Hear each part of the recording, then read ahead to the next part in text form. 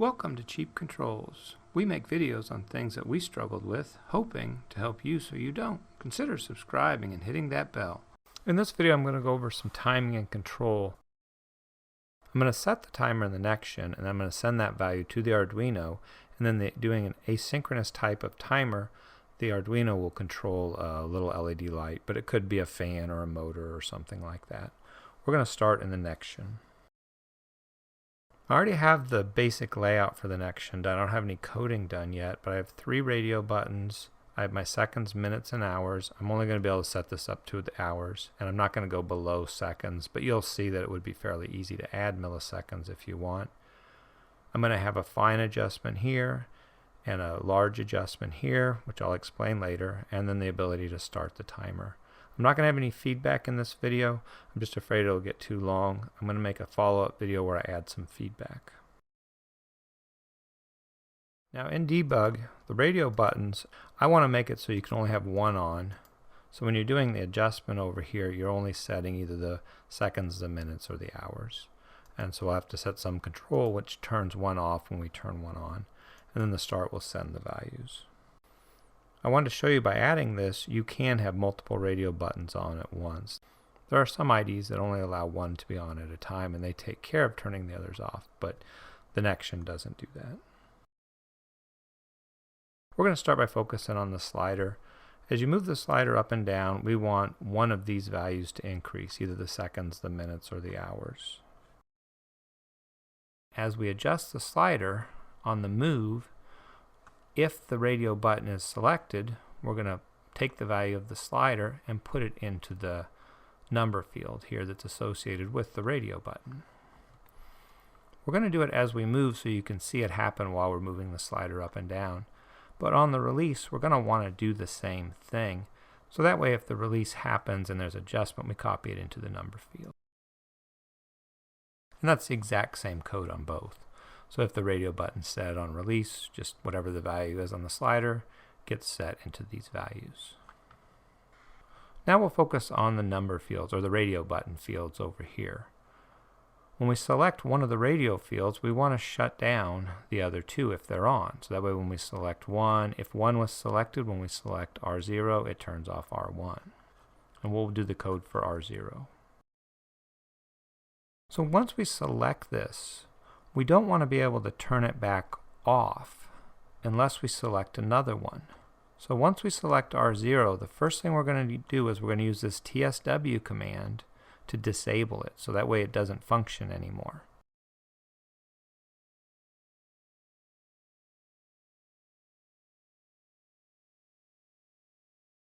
And then we're going to take R1 and R2, and just in case they were enabled or they were disabled, because we don't know whether R1 or R2 was selected previously, we're going to enable both of those. Even if they are enabled, you can enable them again, and that's just fine.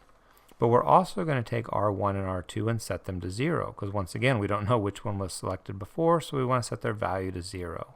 And by setting their value to 0, it clears it, so then it doesn't look like it's selected anymore. But then down here on this HO, we're going to set the max value equal to 59, because we've selected the seconds, and the maximum value in seconds will be 59. For seconds, we're going to have 59. For minutes, we'll have 59. But for the hours, the maximum value will be 23 hours. We have to pay attention when we select the radio buttons that this HO doesn't exceed the value that we could get possibly in these number fields. And then we're also going to turn around, because we don't know where this seconds was set previously, so we're going to set the value of HO equal to the current value of this field. So initially it'll be 0. This should make sense as we run it, setting this upper value, because the slider has a minimum and maximum value. It comes defaulted at, I believe, 0 and 100, but we want it, when we're all the way up here, to be at the maximum value. I'll put in the code for R1. So in this, I've left the order the same. So the first thing we'll do is we would set R0 or R0 value to 0, which would disable it in case it was on. We disable, or we enable R0. We disable R1 because that's the one we just chose.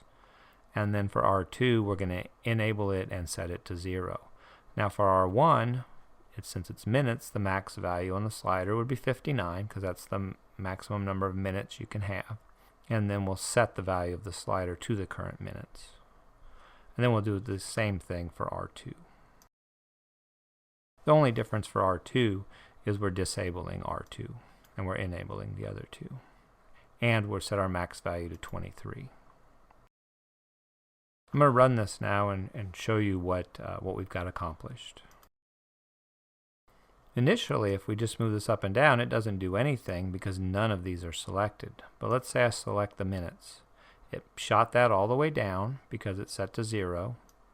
And then when I go all the way up, it should stop at 59. And then I can go down. Now when I select the seconds, which is also 0 to 59, this should drop all the way down to 0. And we can adjust this up to 59. But when I go down to this one, remember we set the max value to 23. So it stops at 23. And if I leave it in the middle and I go up to 59, it's all the way at the top. If I come back to 12, it's in the middle, right where we left it. So the next thing we're going to do is set these for micro adjustments. Because let's say I want to set that at, I don't know, 32, but I have trouble moving the slider. I want to be able to push this button and increment by 1. When we press B0, we want to increment the slider by 1, so ho.val++. But then we also need to move that value over to the seconds, the minutes, or the hours. So we'll do the same thing. So if r0.value, if this is turned on, then we write it to the second field, and so on down the way. But there's an interesting aspect to this, and so I'm going to run this now before I do the negative, just to show you. Okay, I'll select this one and run it all the way up, and then you'll see what happens when I hit the plus. It goes to 60, even though the maximum value is 59. Not sure why that happens, because I can't go over it, and it stops at 60. So what we have to do is we'll have to check for that state. And we're going to do that right after we increment it. But since I'm not sure if HO value would read that 60 or would actually be 60, what I'm going to do is I'm going to say if HO value is greater than HO max value, then we're going to set it to the max value. Logically, this really doesn't make a lot of sense because it should never go above the max value, but it does, and this will work. So I'm going to run this now. So we'll select the minutes. And now when I hit plus, you can see it holds at 59. If I select 23, it holds that. And now when we do the negative, it'll do the same thing, only the results are even a little stranger. So when we press the negative, the first thing we want to do is decrement HO, just like before. And then if the radio buttons are selected, we want to transfer the value over to these number fields. So that's identical. I'm going to run this just to show you what you get when you press the negative when it's setting on 0. So I'm going to select the seconds, and you can see it works just like before. But when I go down to 0 and I hit minus, I get 65,305. The Nextion doesn't have a negative number, so it just rolls over. If you were to go up to 65,305 and add, it would become 0. But when I hit plus, since it's above the maximum value, it just makes it the maximum value. So this can be a problem. But we know the max value that we want is 59. But since we don't go to negative, I'd like to be able to just say if ho.value is less than 0, then make it 0. But you can't do that because it goes to 65,000. But since I know that 65,000 is greater than 100, and I know that the max value never exceeds 59, I can just say if the value is greater than 100, I'm going to make it 0. Because the only time it's going to be greater than 100 is if I've hit this negative button or minus button and made the value go below. So now it should work just fine. Now when I select my seconds, let's go ahead and move it up though, just to get something. And we'll leave it at 1. Minus 0, and now it stays at 0. And if I go all the way up, it stays at 59. So now we can set all of our values over here, our minutes, or our seconds, our minutes, and our hours.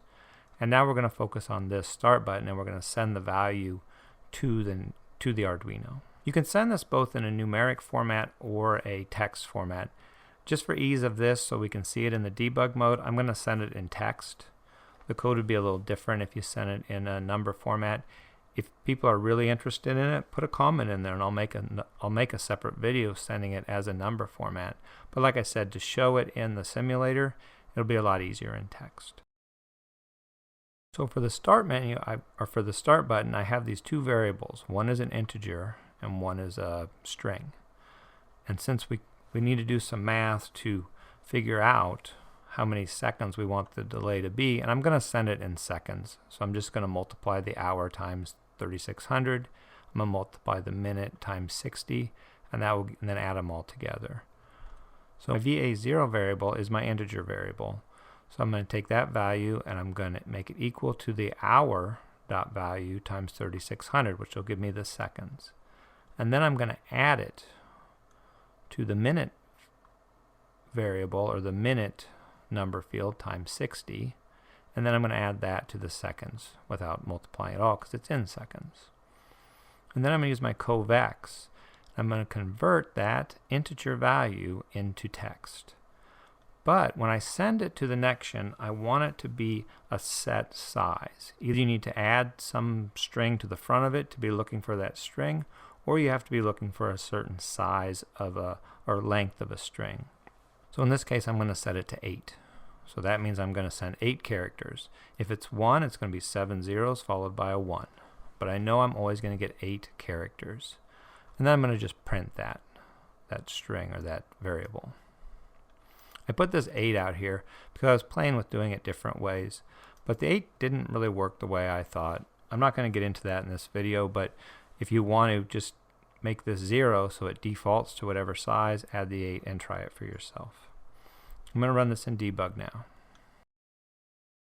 I have this set up, and I have my simulator set up to string. And we'll just set some numbers in here. Actually, I want it to be something we know, so let's set this to 10. We know that would be 600. And we'll set this to 10 also. So 610. So when I send the start, we should get 610. And we do. But remember, we've got the 8 characters, so it's going to be preceded by zeros, 610. The reason I went with 8 was because if I increment these all the way and hit start, it uses 7 digits. And just in case you wanted to add even more hours or something, I just thought 8 would be fairly safe. Now I'm not going to send that because that would make the video too long, but that's why I chose 8. So now we have this, we'll be sending it to the Arduino. I'm going to switch over to the Arduino. This is my base code that I pretty much start every software with. If you've been following me along at all, you'd be familiar with this. I include the software serial. If you're using a Mega, comment these lines out, these 2 lines, and then serial 2 will work on the second serial port of the Mega. If you're using a Nano, I'm using a Nano in this case, then you would need this so you can have a second software port. I have this pin mode 13 just as a flasher for my asynchronous delay. I have some strings up here that I use. In this case, we're not going to use this end character. I have my asynchronous delay variables up here, and then I have my DFD, which is data from display. And I always start my simulator running at an asynchronous delay of 500 milliseconds, or half a second. Down in my code, I check if there's data available from the Nextion this way, and then I collect it 1 character at a time and store it in DFD. My asynchronous delay executes. At this point, it executes every half second. And then down here, I collect data if it ends with a certain character string. That means that the Nextion has sent something in its own way, and you have to look for it in a certain way. We won't be getting into this in this example. But in this example, we're going to be collecting data off the serial port, and we're going to collect it 1 character at a time. And what we need to do is we need to know when the DFD string gets to 8 characters. But instead of looking for equal to 8, I'm just going to look for greater than 7. That way, if it misses something for some reason, it will run this command. Once the DFD length is greater than 7, or 8 in our case, the first thing we're going to do is we're going to reset this asynchronous delay by setting it equal to the current milliseconds. In other words, we're starting our timer right now. We're going to digitally write a pin, which could be connected to a relay, a motor, a light. It could be anything. In our case, it'll be an LED. So we're going to turn it on. We're going to enable a timer variable, and then we're going to serially print the DFD so that we can see it, just for this example. And then we have to set the delay length. How long do we want it to delay? Well, the number that comes in is going to come in seconds. So we're going to have to multiply it times 1000 to convert it to seconds for the Arduino, because the Arduino reads things in milliseconds. And then we're going to print that again. So we're going to print the DFD, which will have all the zeros. We'll show the string in the way that it comes.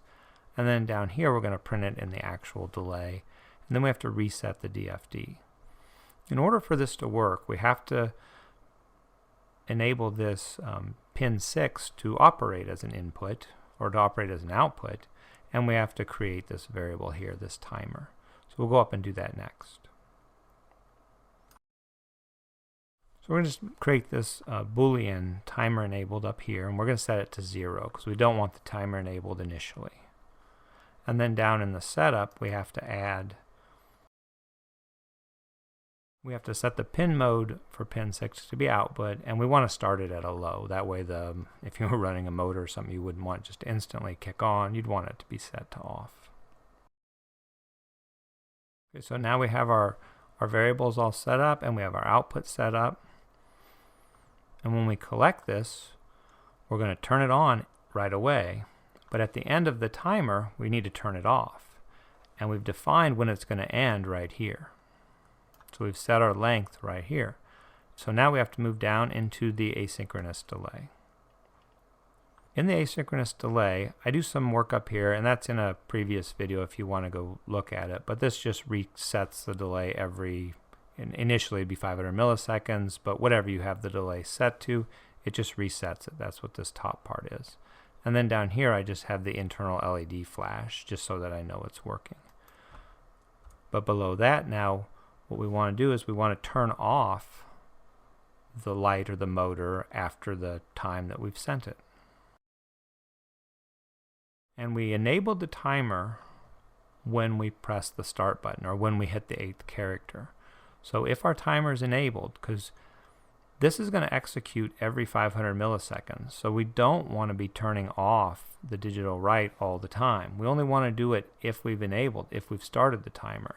And that's why up in the top we have this variable. So we've enabled the timer, so if it's set and our delay is over, we're going to set it to 0. So that way, even if it runs this loop again, this asynchronous delay, it's not going to run this portion of it unless we've enabled the timer. And then we're going to turn the digital write off, or the digital pin off, pin 6, and then we're going to print it out on the serial monitor just for this tutorial, or just for reference. And that really should be it. We'll get the signal in. If it's 8 characters, we turn on the LED in our case, and then after the delay, which will change because it's initially going to be 500 milliseconds, but we're going to change the delay, and then it should turn off. And the interesting thing is you should see this digital write, this pin 13 here, is going to flash at the new delay rate. I'm going to pull that up and show it all to you now, and I have a screen for you so we can see it live. So here's your screen, and you can see down here, and I've got a blue LED. I'm hoping it comes through in the video. I'm going to change this to just 5 seconds so that we can see it. We don't want to wait a long period of time.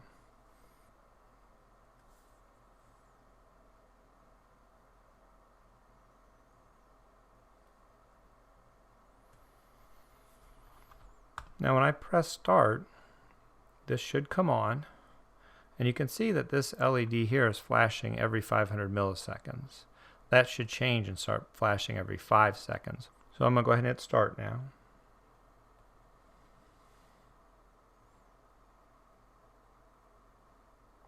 And you can see that it turned off, and if the editor can, hopefully he put in a timeline to show you the countdown for 5 seconds.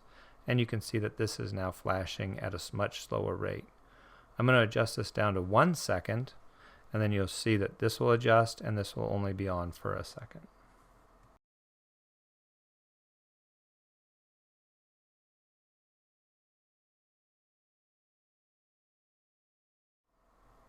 And you can see now that this is flashing faster. And hopefully it makes sense that now you could add another box here and make this milliseconds, and then instead of dividing by 1,000, you wouldn't have to divide at all, and then you could send that value from the Nextion. If you really want the timer to be run, you wouldn't want the timer to be in the Nextion to send the off signal to the Arduino. You'd want that timing to be in the Arduino since it's the closest to the pin. Because if you lost let's say you turned on a motor and it was something fairly important or something that could hurt somebody, and you lost the connection between the Nextion and the Arduino, it may not get the off signal and it could just run and run and run. So what we're doing is when we press start, we're sending the value and the start signal. If it doesn't get that for some reason, well, it's not going to do anything, it's not going to turn on. But if the interaction if the Arduino lost its connection while it's running, it really wouldn't matter because the Arduino is in control at that point. In the next video, I'm going to go over a feedback where we're going to send the timer and we'll have a countdown timer on the Nextion display. And I might even separate it into a 2-page or 3-page and put a lock on it so you can't adjust these values unless it's in an unlocked state. Well, that's about it for this video. If you like what you saw, consider giving me a thumbs up, and also consider subscribing to the channel. Thanks for watching.